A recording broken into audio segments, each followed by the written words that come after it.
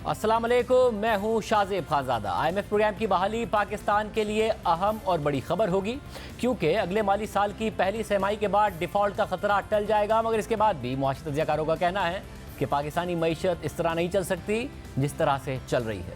एक तो पाकिस्तान को एक और IMF प्रोग्राम में जाना होगा और दूसरी तरफ बार बार IMF प्रोग्राम में जाने का सिलसिला रोकने के लिए मईशत को रिफॉर्म करना होगा, क्योंकि अब बैरूनी अदायगियों के इस बोझ और इंतहाई कम टैक्स महसूलात के साथ मुल्क की मईशत नहीं चल सकती।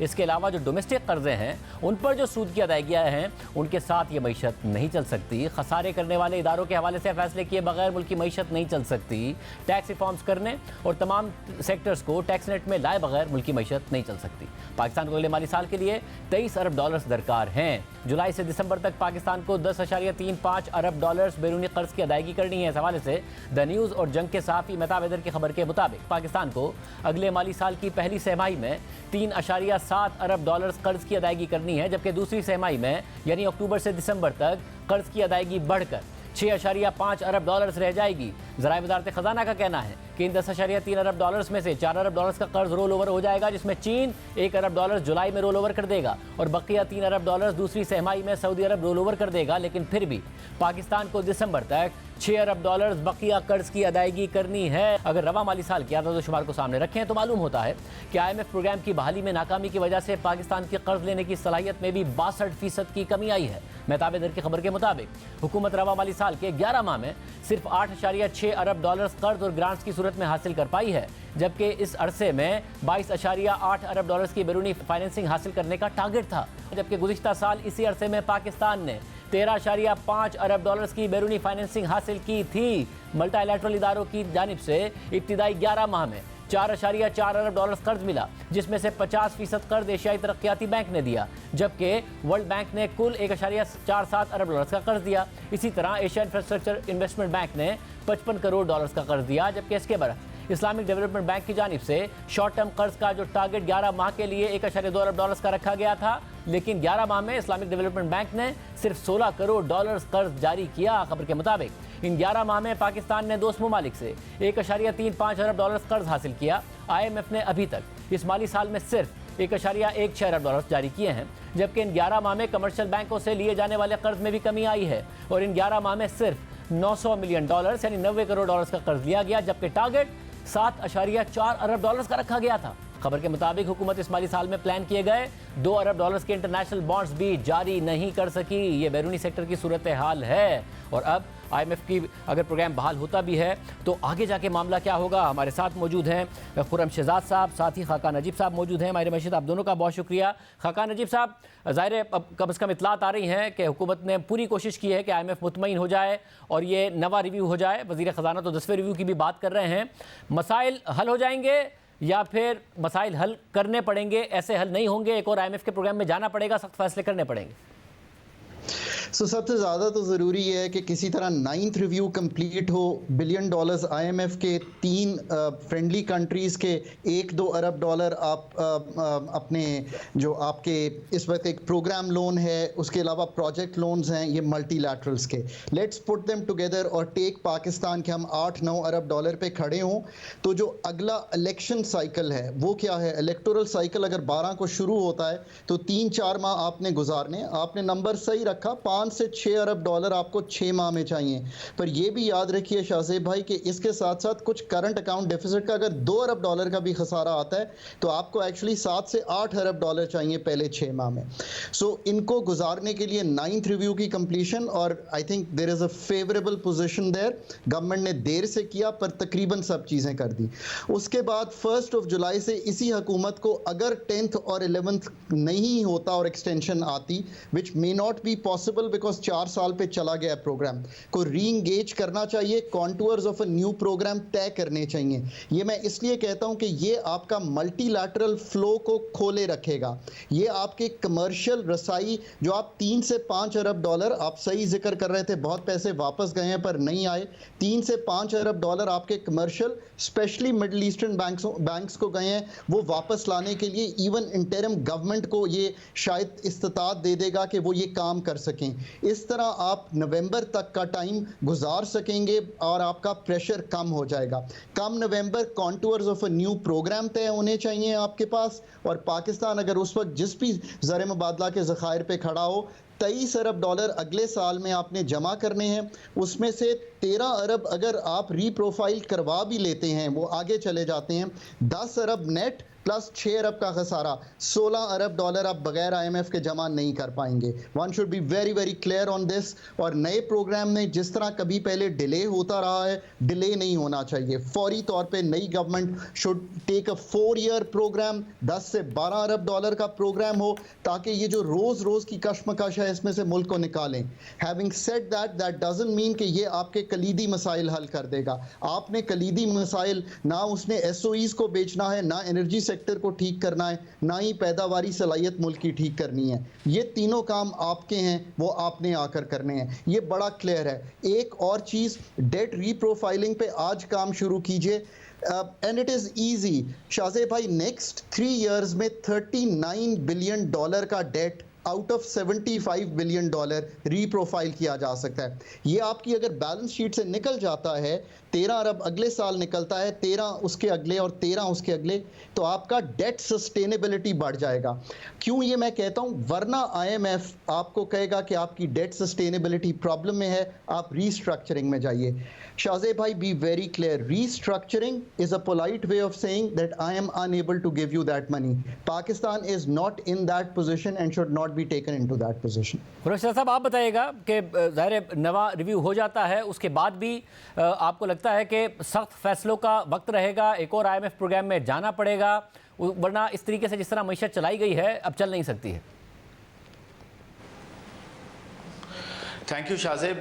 बिल्कुल देखें, ये आप जहन नशीन कर लें कि पाकिस्तान टेक्निकली डिफ़ॉल्ट जो है वो अप्रैल 2024 से पहले शायद ना करे, बट इफ़ेक्टिवली जो है बहुत मुश्किल में हो अगले 6 महीने। उसकी वजूहात 2 हैं। एक तो ये कि अभी जो IMF प्रोग्राम है उसमें पॉसिबली एक ट्रांच ही मिलेगी, जो कि 9th रिव्यू है $1.2 बिलियन की, जो हमारे 1-1.5 महीने का फ्यूल हो सकता है मैक्सिमम। उसके बाद जो है होगा क्या? उसके बाद होगा ये कि अगले 6 महीने तक IMF प्रोग्राम नहीं हो पाएगा, क्योंकि जब तक इलेक्शंस होंगे, नई गवर्नमेंट टेक ओवर करेगी, फिर जनवरी में जाके आपको नया प्रोग्राम जो है वो मिल सकेगा। वो भी नई गवर्नमेंट आएगी, वो किस तरह से डील करती है। तो 6 महीना बहुत क्रूशियल है, और इसमें डेफिनेटली आपको 6 अरब डॉलर नहीं, मुझे लगता है कम से कम 11 से 12 अरब डॉलर्स चाहिए, जिसमें ग्रोथ भी आपको थोड़ी इंश्योर करनी होगी, अदरवाइज इंडस्ट्री बिल्कुल बैठ जाएगी। और 3 बड़ी इंपोर्ट्स हैं आपकी जिस पे बहुत ज़्यादा प्रेशर आ जाएगा, वो फूड है, फ्यूल है और मेडिसिन हैं। ये आपने इंश्योर करना है कि प्रायोरिटी पे आती रहें, क्योंकि इससे सरप्लस जो है वो अचीव करना मेरा नहीं ख्याल मीनिंगफुल होगा। तो एक तो आपको 10 से 12 अरब डॉलर्स की ज़रूरत है, जिसमें आप आधा 5 से 6 अरब डॉलर कर्जा पे करें। 5 से 6 अरब डॉलर आपको इकोनॉमी रन करने के लिए चाहिए होगा। वो कैसे हो सकेगा? एक तो इस ट्रांच को पूरा करेंगे, तो ये ट्रांच के बाद आपका IMF प्रोग्राम 30 जून को ख़त्म हो जाएगा। उसके बाद हो सकता है इस ट्रांच की बेसिस पे सऊदी अरेबिया, चाइना, UAE आपको जो उन्होंने कमिटमेंट किए वो देना शुरू कर दें। तो एक बहुत बड़ा आपको रूम मिल जाएगा आगे जो है 3-4 महीने मैनेज करने का। उसके बाद आपको क्या करना है? उसके बाद आपको ये करना है, फाइनेंस मिनिस्टर साहब भी ये बात कर रहे थे हामिद साहब की शो पे, कि 2 जो रिव्यूज़ हैं उनको पूरा किया जाए। यानी कि यहाँ से आप 1 महीने की एक्सटेंशन मांगे IMF से, कहें कि हमारी जो गवर्नमेंट है वो मिड अगस्त तक चली जाएगी, उससे पहले आप जान मार के ये जो 2 रिव्यूज़ बाकी होंगे इसके बाद उसको पूरा करें। उसका फ़ायदा क्या होगा कि जब IMF प्रोग्राम में आप कंप्लीशन के साथ निकलेंगे ना, तो आपके एटलीस्ट जो ट्रेड है, इन्वेस्टर्स हैं और क्रेडिटर्स हैं, ये आपके साथ ऑन बोर्डेड होंगे, और एटलीस्ट इंटरिम गवर्नमेंट को आपको मौका मिलेगा कुछ काम करने का। और फिर उसके बाद जैसी गवर्नमेंट आएगी आपके पास एक फ्यूल होगा कि आप सर्वाइव करें, और एटलीस्ट ये इंपोर्ट्स बंद ना हो। इसकी वजह से बहुत इन्फ्लेशन हो सकती है, इंटरेस्ट रेट्स ऊपर ही रहेंगे, फिर डेट में भी इजाफा हो सकता है, तो चीज़ें बहुत डीरेल हो सकती हैं अगर ये स्ट्रैटेजी ना अपनाएंगे। और खाका नजीब साहब, आपने 1-1.5 महीने की एक्सटेंशन लें। और खाका नजीब साहब, आपने खुद ने IMF के साथ डील किया हुआ है, निगरान हुकूमत के साथ, क्या इंटरिम गवर्नमेंट के साथ क्या बिल्कुल वो बात नहीं करेंगे? एंगेजमेंट हो सकती है, प्रोग्राम किस किस्म का होगा, मुश्किल होगा, आसान होगा, क्या शराइत होंगी, उस पर बातचीत हो सकती है, या प्रोग्राम भी हो सकता है, या मुमकिन नहीं है? सो कॉन्टूर्स ऑफ अ प्रोग्राम जो है वो बिल्कुल डिस्कस हो सकते हैं। फाइनेंस डिवीजन की टीम तो वही है ना जी जिसने पॉलिटिकल सेटअप को भी असिस्ट करना है, और वही टीम असिस्ट कर रही होगी आपके जो इंटरिम सेटअप है। कॉन्टूर्स ऑफ अ प्रोग्राम बिल्कुल तय हो सकते हैं, और एक लार्जली एक क्या MEFP की शक्ल होगी ताकि दोनों साइड्स क्लियर हों। ये भी याद रखिए कि जो इनकमिंग गवर्नमेंट होती है, जैसे इलेक्शन होते हैं उसके साथ एंगेजमेंट फाइनेंस डिवीजन की ज़रूर शुरू हो जाती है। हम जब डार साहब इनकमिंग थे या असद इनकमिंग थे तो उनके साथ एंगेजमेंट शुरू हो जाती है। सो उसी वक्त उनको बताया जा सकता है कि ये लार्ज कॉन्टूर्स हैं, वो उसमें जो चेंजेस चाहते हैं वो फौरी तौर पे कर सकते हैं। प्रोग्राम पाकिस्तान का बड़ा क्लियर है शाहजेब, ये कोई चेंज नहीं होना। पाकिस्तान का टैक्सेशन का है, पाकिस्तान का एक्सपेंडिचर का रिफॉर्म है, ये तो आपके फिस्कल को संभालेगा। एनर्जी पे आपको इन डेप्थ काम करना पड़ेगा कि आखिर कैसे आपने एनर्जी सेक्टर को सेट करना है, आपने क्या करना है ये। और तीसरी ऑफ कोर्स आपको ये देखना है कि ओवरऑल आपने मॉनेटरी जो टारगेट्स हैं उसको कैसे पूरे करना है, और फिर आपका एक क्वाज़ा फिस्कल का सेक्टर आता है। सो प्रोग्राम तो पाकिस्तान का यही है, कोई ऐसा नई चीज़ नहीं आनी। ये 4 सेक्टर जो हैं ये लार्जली डिटरमिन करेंगे। सो बिल्कुल बात करनी चाहिए। अगर कहीं इंटरिम फैसिलिटी की कोई बहुत ज़्यादा ज़रूरत पड़े तो वो यहाँ फंड से भी बात की जा सकती है, या अगर आप इंगेज्ड होंगे तो आपको ब्रिज फाइनेंसिंग किसी भी मुल्क से, कमर्शियल से या मल्टीलैटरल प्रोग्राम या प्रोजेक्ट लोन से भी मिल सकती है, क्योंकि IMF का जो एंगेजमेंट है और IMF का जो नॉड है वो आपको ये हेल्प कर देगा। तो आपको ऑब्वियसली कोई ऐसी टीम लानी है इंटरिम में भी जो इन सब चीज़ों को समझती हो और IMF को ऑन द साइड चला रही हो, और साथ ही बाकियों से जो प्रोजेक्ट लोन्स है, प्रोजेक्ट लोन्स $9 अरब हमने कमिट किया था जिनीवा में, $300 million have flown in. So can we in the next 6 months pick up another billion और 2? मेरा ख्याल है आप कर सकते हैं, ऐसा मुश्किल नहीं है, आप बिल्कुल कर सकते हैं। और इस 9th रिव्यू को कंप्लीट करके आप अनदर $3-4 बिलियन पिक कर सकते हैं। That would give you comfort. But economy को जहां तक आपको खोलना है, आई थिंक कि वो नवंबर तक शायद मुमकिन नहीं होगा जब तक आप फुल फ्लेज प्रोग्राम में आ नहीं जाते। ये ज़रूर होगा कि आप अभी जब इंपोर्ट्स पे थोड़ी सी कदगन उठाएंगे, बिकॉज आपको फंड के प्रोग्राम में आना है, तो थोड़ी इंपोर्ट आपकी ईजी होगी। बट इंटरिम इतने बड़े फैसले शायद नहीं ले पाएगी, अभी आपको केयरफुली ट्रेड ही करना पड़ेगा इस टाइम पर, और once the new government comes in. But Shahzeb भाई, इंपॉर्टेंट पार्ट ये है कि ये एक ब्रीदर ही देगा। नया IMF प्रोग्राम भी आपकी एनर्जी सेक्टर को डिसरप्ट करके ठीक नहीं करेगा। ये अहम बात है, वो रिफॉर्म्स खुद करने होंगे। वो खुर्रम साहब साथ में ज़ाहिर हुकूमत एक फास्ट मैकेनिज्म वो कह रहे हैं, वन विंडो ऑपरेशन के ज़रिए दोस्त ममालिक को असासे बेचने की बाद अब हमें चाहे पोर्ट ऑपरेशन हो या फिर बाद में एयरपोर्ट ऑपरेशन हो, शायद इतने पैसे तो नहीं मिलेंगे कि हमारे मसाइल हल हो सकें। क्या कुछ ऐसा है कि पाकिस्तान की जो फौरी ज़रूरियात हैं उसमें एक बड़ी रकम पाकिस्तान को मौसूल हो सके और पाकिस्तान बेचने में कामयाब हो सके बगैर उस प्रोसेस के जिसमें ज़ाहिर बहुत ज़्यादा मसाइल आते हैं, और वन विंडो ऑपरेशन के ज़रिए तेज़ करके? देखिए शाहजेब, भी बड़ा अच्छा जो है पर्सपेक्टिव है कि जो इंटर गवर्नमेंटल जो बॉडी बनाई है, कमेटी बनाई है, इसके थ्रू बहुत सारी पॉसिबिलिटीज़ हैं, जिसके अंदर आप ये देखें कि LNG प्लांट्स हैं, एयरपोर्ट्स हैं आपके, ये काफ़ी हाई टिकट आइटम्स हैं। और इसमें और इसके अलावा आप देखें कैपिटल मार्केट की कुछ ट्रांजैक्शंस हैं जो कि ऑल्दो बहुत कम मल्टीपल्स पे ट्रेड हो रहे हैं, बट एक फ्यूचर जो है बेसिस पे आप एक कोई कॉन्ट्रैक्ट कर सकते हैं, बायबैक एग्रीमेंट कर सकते हैं। मिफ्ता साहब ने इसको कोशिश भी की थी। तो ये बिल्कुल पॉसिबिलिटीज़ हैं कि आप कम से कम $3 से $4 बिलियन जो है यहाँ से रेस कर सकते हैं। लेकिन बात वो ये कि it's a matter of time की हमें बहुत ज़्यादा जो है वो स्केर्सिटी है इस वक्त, टाइम बहुत कम है हमारे पास। जितना जल्दी हम मूव करेंगे उतना जल्दी जो है चीज़ हो सकती है, उतना जल्दी। देखिए हमारे यहाँ इनएबिलिटी इस चीज़ की कि पैकेज करके एक प्रोडक्ट को पैकेज करके उसकी वैल्यूएशन करके देना, ये थोड़ा सा टाइम कंज्यूमिंग है। प्रोसेसेस हैं इसके, ट्रांसपेरेंसी की वजह से भी होता है। लेकिन इंटर गवर्नमेंटल जो कमेटी है कैबिनेट की, ये कर सकती है। तो $3 से $4 बिलियन यहाँ रेस किए जा सकते हैं कैपिटल मार्केट्स और जो प्राइवेट ट्रांजैक्शंस है, प्राइवेटाइजेशन की जो प्राइवेट इक्विटी की ट्रांजैक्शंस है वो की जा सकती हैं। तो मेरे ख्याल में माशी सूरत-ए-हाल के हवाले से आपने गुफ्तगू सुनी। सियासी सूरत-ए-हाल ईद के बाद क्या हो सकती है, तहरीक इंसाफ के मुस्तकबिल के हवाले से, PDM के मुस्तकबिल के हवाले से सवालात उठ रहे हैं। बात करेंगे ब्रेक के बाद। ईद के बाद पाकिस्तान की सियासत किस सिमत जाएगी, ये सवाल बहुत अहम है। तहरीक इंसाफ का मुस्तकबिल क्या होगा? अगर दुबई में मुलाकातें हुई हैं, उसका नतीजा क्या निकलेगा? पीपल्स पार्टी नून लीग के मामलात क्या होंगे? किस तरीके से सूरत हाल आगे बढ़ेगी? हमारे साथ मौजूद हैं सीनियर साहब मुजीबुर रहमान शामी साहब और आसमा शराजी साहिबा हमारे साथ मौजूद हैं। आसमा शराजी साहिबा की लंदन में मुलाकात भी हुई थी नवाज शरीफ साहब से गुज़िश्ता हफ्ते, उनसे इस हवाले से भी बात करेंगे। आप दोनों का बहुत शुक्रिया। शामी साहब, जाहिर है हालात बहुत तेज़ी से बदलते नजर आए, सियासी तर्जा हरारत बढ़ता नजर आया। इमरान खान साहब तनकीद भी करते हैं, इल्ज़ाम लगा देते हैं कि जी जो कुछ 9 मई को हुआ खुद कराया गया। फिर ISPR की तरफ से हमने देखा वाज़ेह जवाब आया। फिर इमरान खान साहब मुज़ाकरात की भी बात करते हैं, उसका भी वाज़ेह जवाब आ गया कि सियासी जमातें आपस में बैठ के बात करें। कुछ कोई रास्ता आपको निकलता नज़र आता है इमरान खान साहब के लिए, या ईद के बाद भी उनकी मुश्किलात में इजाफा ही होता नज़र आ रहा है? शाहजेब साहब बहुत शुक्रिया। देखें, इमरान खान साहब ने अपने सारे रास्ते बंद कर लिए हैं और एक ऐसी गली में है जिसे बंद ही कहा जाएगा। तो वो इससे कैसे निकलेंगे कोई यानी अंदाज़ा नहीं लगाया जा सकता। मौजे तो हो सकते हैं, अल्लाह को अगर मंजूर हो तो कोई भी सूरत हाल हो सकती है, लेकिन जो मालूम हक़ाइक़ हैं उनको अगर आप मद्देनज़र रखें तो मेरा ख्याल उनके लिए मुश्किलात में इजाफ़ा होता जाएगा। और देखना होगा कि PTI जो है वो अपना वजूद कैसे बरकरार रखती है। अगर वो एक कदम पीछे हट जाएं और अपना कोई जानशीन मुकर्रर कर लें, अपनी पार्टी को मुश्तमे करने में कामयाब हो जाएं, तो फिर हो सकता है कि वो कुछ अरसे के लिए उनके मामलात जो हैं कुछ बेहतरी की तरफ चल पड़ें।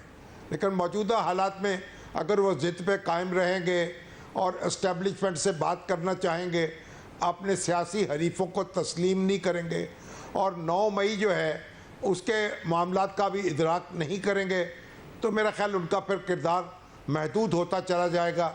उसमें कोई कुशादगी नज़र नहीं आ रही मुझे। अस्मा, आप समझते हैं कि लैक ऑफ ट्रस्ट का आलम है? जब असद उमर साहब बात करते हैं तो वो बताते हैं, जो रहनुमा बात करे ऑफ द रिकॉर्ड या ऑन द रिकॉर्ड, वो यही कहता नजर आता है कि जी हमने समझाया था, हमारी बात नहीं सुनी गई। तो क्या अब भी बात नहीं सुनी जा रही है या कोई समझाने की पोजीशन में नहीं है? क्योंकि शाह महमूद कुरैशी साहब जब रिहा हुए, फिर इमरान खान साहब से मुलाकात हुई, उसके बाद कोई पेशरफ नज़र नहीं आई और एक मीटिंग होती है पार्टी के लोगों की ऑनलाइन जिसमें शाह महमूद कुरैशी साहब नहीं होते हैं। तो क्या इस वक्त क्या किसी में हिम्मत नहीं है कि समझाए, या फिर कोई मौका निकल नहीं रहा है? जी शुक्रिया शाहजेब। मेरा ख्याल है कि वो ट्रेन जो कि जिस पे PTI को पॉलिटिकली कुछ वेटेज मिल सकता था वो मिस हो चुकी है। और इमरान खान साहब, जैसे कि भी शामी साहब ने भी कहा, कि वो अपनी जगह पे एक बंद गली में है और उसके साथ साथ पूरी जमात जो है वो डिसमेंटल तकरीबन हो चुकी है। शाह महमूद कुरैशी साहब हों या असद उमर साहब हों, ये अपनी जगह पे अलग अलग एंटिटीज़ ज़रूर हैं, मगर एक जगह पे एक पॉलिटिकल पार्टी का जो तसव्वुर है वो कहीं पे नज़र नहीं आता। और ये चीज़ हमें जो PDM की मुख्तलिफ जो क़यादत है, रिसेंटली मियां नवाज शरीफ से मुलाकात हुई, या फिर जो पीपल्स पार्टी के लोग हैं या मौलाना फजल रहमान साहब हैं, उनके यहाँ भी अब पाकिस्तान तहरीक इंसाफ की बहैसियत सियासी जमात उनके साथ बात करने के हवाले से कोई जो मंजरनामा है वो नज़र नहीं आता। अलबत्ता ये ज़रूर है कि तमाम स्टेक होल्डर्स के साथ बात करने की बात या वे फॉरवर्ड जो है वो ज़रूर नज़र आता है, जैसा कि इस वक्त दुबई के अंदर बहुत अहम मुलाकातें जो हैं वो हो रही हैं।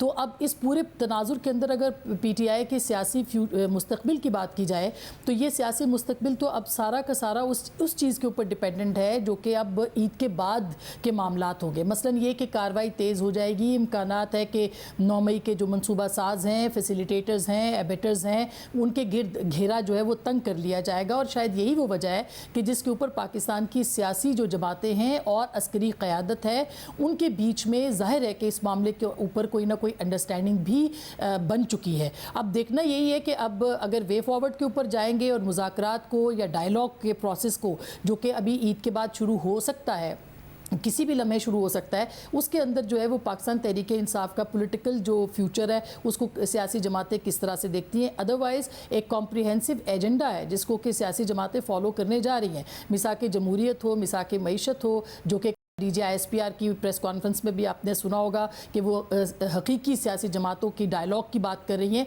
तो उनके नज़दीक भी शायद हकीकी सियासी जमातें वही हैं जो कि इस वक्त इक़्तिदार में हैं, या तहरीक इंसाफ के वो लोग जिनका कि पॉलिटिकल वेटेज ज़रूर है, लेकिन इमरान खान साहब जो हैं वो अभी तक अपने इख्तियारात अपने पास रखे हुए हैं, ना वो पार्टी को बचा पा रहे हैं और ना ही पार्टी को बना पा रहे हैं। तो मेरा ख्याल है कि शाह महमूद कुरैशी साहब जो फार्मूला लेके गए थे उस पर कान नहीं धरे इमरान खान साहब ने, जिसके बाद सिचुएशन ये है कि अब हवा में मुअल्लक है ये जमात और इसका कोई फ्यूचर जो है ताहाल, कल का क्या होगा कोई पता नहीं है, लेकिन ताहाल नज़र नहीं आता। मगर शामी साहब, 9 मई के वाक़यात से पहले इमरान खान साहब की एक जर्नलिस्ट से मुलाकात हुई और जब उनसे कहा गया कि जी आपके अब इख्तलाफात इतने ज़्यादा हो गए हैं कि आप ऑप्शन नहीं है, तो उन्होंने ये कहा कि जी इस्टेब्लिशमेंट के ऑप्शंस बदलते रहते हैं, कभी कोई ऑप्शन होता है, कभी वो अपने प्लान बी पर चले जाते हैं, ये भी बदल जाएगा मामला। और ज़ाहिर है वो हिस्ट्री की मिसाल दे रहे थे जिसमें नवाज शरीफ साहब हों, दीगर रहनुमा हों। आपके ख्याल में 9 मई के बाद कुछ ऐसा हो गया है कि ऑप्शन बन ही नहीं सकते हैं खान साहब, या सूरत हाल ऐसी है कि जो खान साहब को लगता है कि मैं इतना पॉपुलर हूं कि लोग मुझे छोड़ते जाएं, मैं जिसको वोट दूंगा, मैं जेल भी चला गया तो मैं जिसको टिकट दूंगा उसी को वोट पड़ रहा होगा, तो इसलिए मामलात आखिर में मुझसे तय होंगे? देखिए, खान साहब बहुत सी खुशफहमी या गलत फहमी का शिकार रहे हैं और वो उससे निकल नहीं पा रहे। देखें, ये तो दुरुस्त है कि एस्टेब्लिशमेंट जो है उसका रवैया बदलता रहता है, लेकिन उसमें फिर बरसों लग जाते हैं। ये 1-2 दिन की बात नहीं होती। जनरल ज़िया-उल हक की जगह मिर्ज़ा असलम बेग आएंगे तो फिर रास्ता बदल सकता है। परवेज़ मुशर्रफ की जगह परवेज़ अशफाक कियानी आएंगे तो फिर सूरत हाल मुख्तलिफ हो सकती है। ये नहीं हो सकता कि आज का जो रवैया है वो कल तब्दील हो जाए या परसों तब्दील हो जाए। इसके लिए कि इंतज़ार करना पड़ेगा, और मेरा ख्याल वो इंतज़ार जो है वो खान साहब के बस की बात है नहीं। वो तो देखिए वो अपनी कोई हिकमत अमली बना नहीं सके। उनके जिस साथी से भी बात होती है वो उसको ओन करने को तैयार नहीं है जो उनके फ़ैसले हैं। उन्होंने अक्सर फ़ैसले यक्का और तन्हा किए हैं, अपने फ़ैसले अपनी जमात पर और अपने साथियों पर ठोंसे हैं, और अब उनको कोई उन फैसलों की जिम्मेदारी कोई कबूल करने पर तैयार नहीं है। और उनको अब आगे उनको बढ़ना जो है वो दुश्वार हो गया है। वो अगर ये दुरुस्त है कि उनके वोटर्स जो हैं उनका एक हल्का उनसे जुड़ा हुआ है और उनके फैंस जो हैं वो अब भी देखने में आते हैं, लेकिन वो कोई तब्दीली ला सकें, वो कोई हालात को बदल सकें, ये बहुत एक दूर की बात है। लेकिन असल बात यह है कि जितना भी उनका हल्का असर मौजूद है उसको वो किस तरीके से मुनज़्ज़म रखेंगे, किस तरीके से मौसर रखेंगे। अभी तो जो लगता है कि वो चीज़ों को बखेरते चले जा रहे हैं। फ़लसफ़ी को बहस के अंदर खुदा मिलता नहीं, डोर को सुलझा रहा है और सिरा मिलता नहीं। आसमा साहब, मगर इस सब में जो पीडीएम है, ज़ाहिर है नवाज शरीफ साहब हों, वो पाकिस्तान तो नहीं आते हैं मगर दुबई चले जाते हैं, कभी सऊदी अरब कभी यूरोप के ट्रिप पर चले जाते हैं, भाई की उनकी हुकूमत है, मगर जो फिर दुबई में मिलना, बिलावल भुट्टो ज़रदारी साहब का वहाँ होना, मरियम नवाज साहिबा का वहाँ होना, क्या पीडीएम की भी सारी स्ट्रैटेजी इसी गिर्द घूमती है कि माइनस इमरान हो जाएगा, उसके बाद हमने आगे कैसे बढ़ना है, क्या सीट एडजस्टमेंट करनी है, क्या मामलात करने हैं, परफॉर्मेंस की बुनियाद पर या बाकायदा मेहनत करके इलेक्शन लड़ने की तरफ फोकस है इनका? जी बिल्कुल, आपकी बात दुरुस्त है कि मेरा नहीं ख्याल कि कोई पीडीएम की गवर्नमेंट या पीएमएलएन और पीपल्स पार्टी इस बात के ऊपर भरोसा किए हुए हैं कि इमरान खान साहब को वो खुद उनका जो भी मुस्तकबिल होगा उसकी अपनी एक पॉलिटिकल स्ट्रेटजी के साथ उसके साथ मुकाबला करें। इसी बात के ऊपर भरोसा उनका है कि 16 सितंबर के बाद शायद हालात बदल जाएंगे, इमरान खान साहब जो हैं वो उनके साथ भी वही होगा जो कि पहले सियासतदानों के साथ होता रहा है। लेकिन इसके साथ साथ जो दिलचस्प बात है वो ये है कि ऐसी सूरत में जिस बात के ऊपर बात की जा रही है, ये जो एजेंडा सेटिंग नज़र आ रही है पाकिस्तान पीपल्स पार्टी की और पीएमएलएन की, ख़ास करके इन दो जमातों की, उसके अंदर इमरान खान पे फोकस नहीं है इस वक्त। वो सारा फोकस ये है कि अगले इंतखाबात अगर होने हैं तो वो किस तरह से होने हैं, और अगर नहीं होने हैं तो उसको कैसे कंटिन्यू करना है। और डायलॉग के हवाले से मैंने मियाँ साहब से ये बात पूछी थी कि आपका क्या ख्याल है कि बातचीत के बगैर और तमाम सियासतदानों की और इंक्लूसिव बातचीत के बगैर आप कैसे आगे आगे बढ़ सकते हैं। तो उनका ये कहना था कि डायलॉग के ज़रिए से, जिसका कि हम आगाज़ करने जा रहे हैं और पार्लियामेंट के प्लेटफॉर्म से ऊपर इसका आगाज़ होगा, जिसमें कि तमाम स्टेक होल्डर्स जो हैं वो बैठेंगे। और 16 सितंबर से पहले ये मुमकिन नज़र नहीं आता, क्योंकि इस वक्त जो सूरत हाल है उसमें सुप्रीम कोर्ट किसी भी तरह की जो डायलॉग है उसके अंदर शरीक नहीं होगी, जबकि सुप्रीम कोर्ट के होते हुए या उसके बगैर जो है वो ये डायलॉग आगे नहीं बढ़ सकता। तो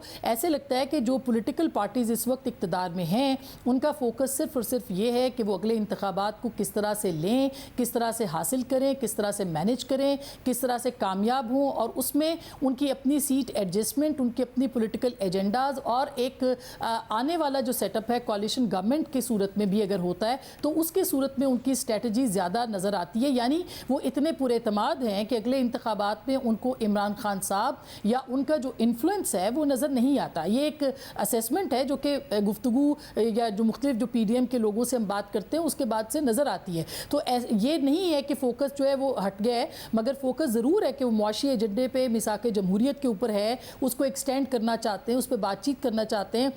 लेकिन इस पूरे एजेंडे के अंदर, गुफ्तगू के अंदर इंक्लूसिव टॉक्स कैसे होंगी, पाकिस्तान तहरीके इंसाफ का बचा खुचा ग्रुप भी अगर आप लाना चाहते हैं उनको कैसे शामिल किया जाएगा, PDM के पास सरेदस्त इस हवाले से कोई प्लान मौजूद नहीं है। और ऐसे लगता है कि ये आगे जाके भी अगर बातचीत होगी 16 सितंबर या सितंबर के बाद, तो उसके बाद फिर अगर नवाज शरीफ साहब वापस आते हैं तो उन सारों का फोकस जो है वो नेक्स्ट सेटअप ज़्यादा होगा। शामी साहब, आप समझते हैं कि कोई सियासी रास्ता आसान है और PDM यही समझ रही है कि खान साहब से मुकाबला करना उन्हें नहीं पड़ेगा क्योंकि वो माइनस हो जाएंगे, इसलिए रास्ता बड़ा आसान होगा, या रास्ता अभी भी कठिन है, उनके लिए भी सियासत में बहुत सारे ऐसे मरहल आएंगे जिससे उन्हें गुजरना पड़ेगा अगर इलेक्शन लेने भी हैं और फिर इलेक्शन जीतने भी हैं? मेरा ख्याल हमारी जमहूरियत जो है उसका भी ये तकाजा है और हमारे सियासी अमल का भी ये तकाजा है कि PTI अपना वजूद बरकरार रखे, इंतखाबात में हिस्सा ले, जो भी उसके साथ सूरत हो उसका मुकाबला किया जाए। यही एक बेहतर रास्ता होगा। वरना तो फिर लोग तो बड़ी बड़ी बातें कर रहे हैं, वो तो निज़ाम को तलपट करने की बात कर रहे हैं, कोई मुझसे चीन की बात कर रहा है, कोई कह रहा है कि पूरा निज़ाम यकसर ख़त्म हो जाना चाहिए, नई बसात बचानी चाहिए, दस्तूर में बहुत बुनियादी तब्दीलियाँ हो जानी चाहिए। ये इस तरह की ख्वाहिशात हैं और इस तरह के ख्याली पुलाव भी पक रहे हैं और मंसूबे भी बन रहे हैं, यानी पता नहीं बन रहे हैं या उनकी बात हो रही है। तो हमें अपने दस्तूर को बरकरार रखते हुए उसमें आगे बढ़ना चाहिए, उसमें रास्ते निकालने चाहिए। पाकिस्तान इस वक्त इस पोजीशन में नहीं है कि किसी नए तजर्बे से उसको गुजारा जाए, इसमें बहुत मुश्किलात पैदा हो जाएंगी और हमारे लिए और पाकिस्तान के लिए अपने आप को संभालना जो है वो मुश्किल से मुश्किल तर होता चला जाएगा। आसमा साहब, आप समझती हैं कि आगे जाके इख्तलाफात ही नज़र आ रहे होंगे, मामला रिजॉल्व नहीं हो रहे होंगे पीपल्स पार्टी और नून लीग के दरमियान भी, जैसे जैसे हम अभी इलेक्शन की तरफ जा रहे होंगे, चाहे पीपल्स तहरीक इंसाफ के हवाले से कुछ भी हो रहा हो? मुझे सरेदस्त ऐसा शाज़ेब नज़र नहीं आता कि इख्तलाफात मौजूद हैं पाकिस्तान पीपल्स पार्टी के और PMLN के, क्योंकि जो मुलाकात अभी जो हमारी मुलाकात हुई नवाज शरीफ साहब से भी, तो एक बड़ा क्लियर एजेंडा उनके जहन में है। और जो जरदारी साहब से कल भी मुलाकात हुई है या 2-3 दिनों में जो मुलाकातें उनकी हुई हैं, उसमें अगला जो सेटअप है या जो एक कॉलिशन सेटअप या जिसे कहना चाहिए कि रिफॉर्म्स हैं, वो मईशत की रिफॉर्म्स हों या फिर वो ये पॉलिटिकल एजेंडा हो, वो सारा का सारा उसके अंदर गुफ्तगू के अंदर नज़र आता है। और एक नज़र आती है एक ऐसी चीज़ जिसके अंदर तमाम सियासी जमातें जो कि इस वक्त भी हैं मौजूद हैं इक़्तिदार के अंदर, और शायद आने वाले सेटअप के अंदर भी वो इसी तरह से बरकरार रहें, उनके बीच में एक मैक्सिमम एजेंडा जो है वो ऐसे लगता है कि वो तय कर लिया जाएगा। और ज़ाहिर है कि इस वक्त जो मईशत के हालात है उसमें इस बात की डिमांड भी है, और एक वैक्यूम जिसकी तरफ अभी शामी साहब कर रहे थे कि जो पॉलिटिकल इंगेजमेंट है यंगस्टर्स के साथ या नौजवानों के साथ, उसके लिए भी सियासी लीडरशिप को जो है वो गौर करना चाहिए और गौर करना पड़ेगा। वरना वही होगा कि जिस तरह से MKM का वोटर जो है वो बहुत ज़्यादा बाहर नहीं निकलता, तो अगले इलेक्शंस के अंदर भी शायद उसको आप मोटिवेट नहीं कर पाएंगे, आप उनको इंगेज नहीं कर पाएंगे। तो एक पॉलिटिकल एजेंडा और एक इकोनॉमिक एजेंडा जो है उसके ऊपर जो लीडरशिप है, ख़ास करके आसिफ अली जरदारी साहब और नवाज शरीफ साहब, वो एक मैक्सिमम एजेंडे के ऊपर बात करने के लिए तैयार हैं। और अगर ऐसा होता है तो ज़ाहिर है कि इख्तलाफात की गुंजाइश उसमें नहीं नज़र आती। अलबत्ता सबसे इम्पॉर्टेंट ये होगा देखना कि क्या 11 अगस्त को जब ये हुकूमत जाती है, अगर जाती है तो निगरान सेटअप के हवाले से क्या फ़ैसले किए जाते हैं, और अगर नहीं जाती है तो जो तोसी है असम्बली की, क्या उसके ऊपर भी बात होगी, क्योंकि ये एक बहुत ही अहम बात है और इसके ऊपर बड़ा मुबहम सा जवाब हमें जो क़यादतें हैं या जो सियासी रहनुमा हैं दोनों जमातों के, उनके हवाले से मिलता है। कोई बहुत क्लैरिटी उसके ऊपर नहीं है। गो के पीपल्स पार्टी इससे पहले बहुत क्लियर थी कि एक्सटेंशन जो है असेंबली की उसको नहीं होना चाहिए, लेकिन अब ऐसे लगता है कि जो दुबई के अंदर बातचीत हो रही है उसके अंदर ये पॉइंट भी ज़ेर गौर आ सकता है कि अगर 11 अगस्त को असेंबली रुखसत नहीं होती और इसकी मुद्दत बढ़ाई जाती है तो फिर पॉलिटिकल इंगेजमेंट जो है वो क्या रुख इख्तियार करेगी और किस तरह से आगे बढ़ा जाएगा। बहुत शुक्रिया, गुफ्तगू आपने सुनी। प्रोग्राम में ब्रेक शामिल करते हैं और हम फिर बात करेंगे ब्रेक के बाद। 2009 में एक 10 साला लड़की ने बलूचिस्तान के कोयटा प्रेस क्लब में अपने वालिद की जबरी गुमशुदगी के खिलाफ एक बैनर उठाया और मुतालबा किया कि उनके वालिद को रिहा किया जाए। उन्हें उम्मीद यही थी कि अगर उनके वालिद ने कोई जुर्म किया है तो उन्हें किसी अदालत में पेश किया जाएगा, उन पर फ़र्द जुर्मायद की जाएगी, उन्हें फेयर ट्रायल का हक दिया जाएगा और अगर वो मुजरिम करार पाए तो उन्हें सज़ा दी जाएगी, वरना उन्हें रिहा कर दिया जाएगा। लेकिन ऐसा कुछ भी नहीं हुआ और 2009 से लेकर 2023 तक वो लड़की हर साल अपने वालिद की रिहाई का बैनर उठाती रही। हुकूमतें आती और जाती रहीं, किसी ने दिलासे दिए तो किसी ने वादे किए, और वो 10 साल की लड़की जिसका नाम समीदीन बलोच है अब 24 साल की हो गई है। मगर इन 14 सालों में उनके वालिद की रिहाई से मुताल्लिक कोई ठोस पेशरफ्त नहीं हुई। समीदीन के वालिद डॉक्टर दीन मोहम्मद बलोच बलोचिस्तान में सरकारी मुलाजिम थे, डॉक्टर थे। 28 जून 2009 जब डॉक्टर दीन मोहम्मद बलोच खुजदार के इलाके और नाच के एक सरकारी अस्पताल में नाइट ड्यूटी पर थे तो इसी दौरान उन्हें सादा कपड़ों में मुसल्लह अफराद जबरी तौर पर उठाकर ले गए और आज तक उनसे मुताल्लिक कोई खबर नहीं आई है। समीदीन के ख़ानदान ने हुकूमती इदारों से लेकर रियासती इदारों तक हर दरवाजे पर दस्तक दी, हर कमीशन और कमेटी के सामने पेश हुए और ये मुतालबा किया कि अगर उनके वालिद ने कोई जुर्म किया है तो वो जुर्म साबित करके उन्हें सज़ा दी जाए, लेकिन उन्हें मंजर आम पर तो लाया जाए। अगर वो ज़िंदा नहीं हैं तो कम से कम उनकी मौत की ही खबर दे दी जाए ताकि वो अपनी उम्मीद ख़त्म कर दें। लेकिन कोई पेशरफ्त नहीं हुई। 2011 में साबिक chairman NAB justice retired Javed Iqbal, जिनके अपने कंडक्ट पर आज तक सवालात उठते रहे हैं, उन्हें जबरी गुमशुदगियों जैसे एक हसास मामले से मुताल्लिक बनाए गए कमीशन का सरबराह बना दिया गया और वो आज तक इस कमीशन के सरबराह हैं। समीदीन का दावा है कि जावेद इकबाल ने 12 साल पहले उनसे वादा किया था कि उनके वालिद को रिहा कर दिया जाएगा, मगर ये वादा सिर्फ वादा ही रहा। इसी तरह 2021 में जब इमरान खान की हुकूमत थी तो इमरान खान ने खुद वज़ीर आज़म की हैसियत से लापता अफराद के ख़ानदानों से मुलाकात की। इन ख़ानदानों में समीदीन का ख़ानदान भी मौजूद था। इमरान खान की हुकूमत ने मसाइल हल करने की यकीन दहानी कराई और दावा किया कि वो जबरी गुमशुदगियों के खिलाफ कानून साजी करेंगे। समीदीन समेत सैकड़ों ख़ानदानों के प्यारों का तो पता नहीं चला और इमरान खान की हुकूमत में जबरी गुमशुदगियों का बिल ही लापता हो गया। इमरान खान की हुकूमत में ही जब पंजाब के मुख्तलिफ शहरों में बलूचिस्तान से लापता होने वाले अफराद के अहले खाना ने एहतजाज किया तो इन एहतजाजों में नून लीग की रहनुमा मरीम नवाज़ ने भी शिरकत की और इमरान खान को तनकीद का निशाना बनाया और इदारों से अपील की कि लोगों को अदालतों में पेश किया जाए और अगर वो मर गए हैं तो कम से कम उनके ख़ानदानों को ये मालूमात दी जाएँ। साथ ही उन्होंने मुजाहिरीन के आंसू पूछे, मगर फिर खुद नून लीग की हुकूमत आ गई तो अब वो आँखें मरीम नवाज़ को ढूंढ रही हैं। वज़ीर आज़म शहबाज शरीफ ने हुकूमत में आने के बाद जबरी तौर पर लापता अफराद से मुताल्लिक काबीना की एक खुसूसी कमेटी तो बनाई, लेकिन 2022 में जब कोयटा के रेड जोन में लापता बलोच अफराद के ख़ानदानों ने 50 दिन का धरना दिया और सूबाई हुकूमत की बेबसी पर सवालात उठाए तो वज़ीर दाखिला राना सनाउल्लाह की सरबराही में वफाकी हुकूमत का वफ़द मुजाहिरीन से मिलने गया और उन्हें यकीन दहानी करवाई कि इस हवाले से कोई पेशरफ्त महीनों में नहीं बल्कि दिनों में होगी। इस यकीन दहानी पर धरना ख़त्म कर दिया गया, मगर आज उस बात को भी 9 महीने हो गए हैं, मगर अब तक इस हवाले से कोई पेशरफ्त नहीं हो सकी है। सैकड़ों ख़ानदानों की तरह समीदीन भी गुज़िश्ता 14 साल से ईद के दिनों में भी अपने वालिद की रिहाई के लिए मुजाहरे कर रही हैं और इस ईद पर भी वो हज़ारों ख़ानदानों की तरह सड़कों पर होंगी और रियासत से यही सवाल दोहरा रही होंगी कि उनके वालिद कहाँ हैं, किस हाल में हैं, ज़िंदा भी हैं या नहीं हैं। खुदारा जवाब दिया जाए। इजाज़त दीजिए, अल्लाह हाफ़िज़।